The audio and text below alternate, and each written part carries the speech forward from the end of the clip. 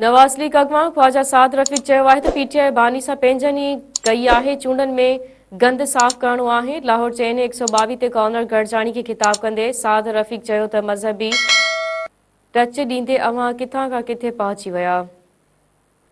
कंहिं बि बेट नाहे खसी, सभिनी खे ख़बर आहे त पार्टी में चूंडूं कराइणियूं हूंदियूं आहिनि।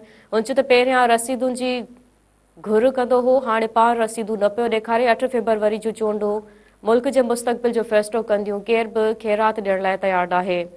मुल्क खे पंहिंजे पेरनि ते बीहारणो पवंदो। ख्वाजा साद रफ़ीक वधी चयो त नवाज़ शरीफ़ अमन ऐं मोहब्बत जी ॻाल्हि कई। असां IMF मां जिंद छॾाई, उनखे ॿीहर मढ़िया विया। साद रफ़ीक PTI बानी जे हवाले सां ॻाल्हाईंदे वधीक चयो त मुंहिंजी जंहिंसां दोस्ती हुई उहो बानी PTI ई नाहे। भुट्टो बि उहो ई कमु कयो हो। नफ़रतूं पखड़ियूं हुयूं। सियासतदान कंहिं सां नफ़रत नाहे कंदो। उन चयो त चूंडनि खे आसान न वठणु घुरिजे।